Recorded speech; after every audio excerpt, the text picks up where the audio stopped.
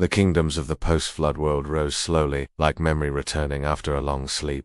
Cities were rebuilt, language was restored, trade and law returned. But behind the growth of civilization, something deeper moved, a silent thread woven through temples and thrones, carried by those who remembered. These were not ordinary men. They were stewards of the old knowledge.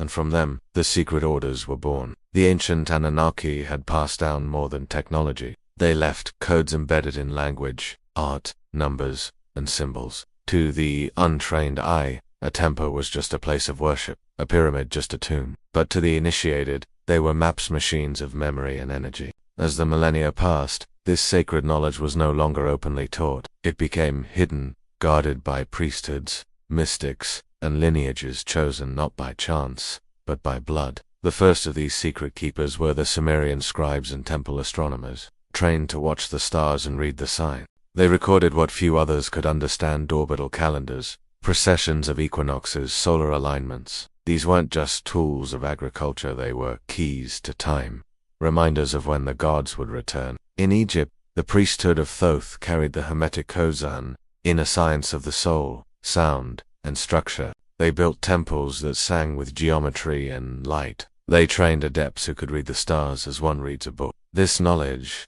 it was said, had come not from Earth, but from beyond it. As empires rose and fell, the knowledge passed from hand to hand: Babylon to Persia, Greece to Rome, always hidden from the masses. Those in power, kings, emperors, and popes, often sought the wisdom, but never its full truth. For truth, in its raw form, is not meant for control, it is meant for freedom. And freedom, in the eyes of those who ruled, was dangerous. And so, the orders evolved. By the time of ancient Greece, this lineage became the mystery schools. In Delphi, initiates whispered the teachings of the gods and riddles. In Eleusis, ceremonies reenacted cosmic cycles, hidden in myth. The knowledge was encoded in mythologized the Titans, the Olympians, the gods of sky and underworld. But beneath the names and drama lay the real story, the tale of beings who came from the stars, altered mankind, and withdrew into secrecy. The Roman Empire, with all its conquest, could not erase the current. When it fell,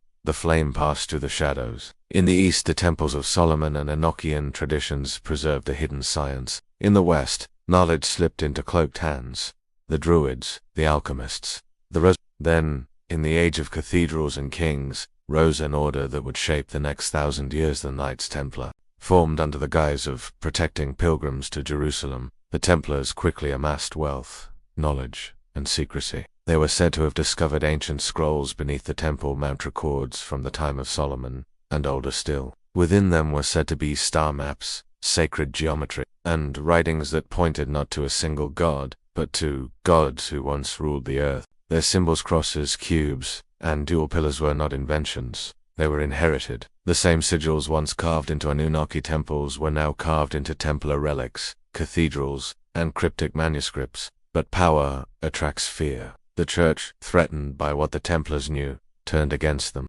In a coordinated purge, they were branded heretics, burned, tortured, destroyed, or so it seemed. In truth, they went underground. Their knowledge survived, passed into the Freemasons, the Rosicrucians, and other secret fraternities that would quietly shape the modern world. These groups did not build pyramids, but they built nations. Their symbols appeared on flags, in architecture, in currency.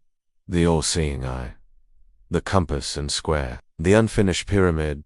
To the world, these were just designs, but to those who knew, their symbols were living echoes of the Anunnaki past. As the age of exploration unfolded, and empires expanded across the globe, these secret orders embedded themselves in the foundations of modern civilization. Behind revolutions, constitutions, and empires were figures who followed ancient blueprints. In the founding of America, in the salons of enlightenment, Europe, in the vaults of world banks, the echo of the old gods persisted. But the orders had changed. Some remained faithful to the light, seeking to preserve and elevate human consciousness. Others, corrupted by greed and control, used the knowledge to dominate rather than enlighten. The great divide within the Anunnaki between Enki's gift of wisdom and In's enforcement of order now played out among humans. Some groups sought a new golden age, where ancient truths would be revealed, and humanity would rise into a cosmic understanding. Others sought to maintain control through illusion, feeding humanity distractions, conflict,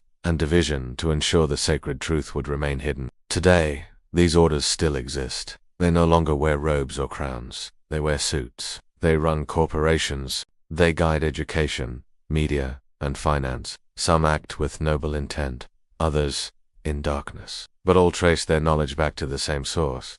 The beings who came from the stars, shaped our DNA, and left behind the keys to unlock our potential or our obedience. And now, the cycle turns once more. The ancient calendars speak of return. The stars begin to align as they once did in ages past. The rise of technology, the explosion of information, the slow unveiling of hidden truths, they are signals. Humanity stands once again at the crossroads. The secret orders are watching. Some are preparing for disclosure. Some are preparing for control. And we, the inheritors of this ancient legacy, must choose to remember or to forget. Because the gods may return. But the real question is, will we be ready?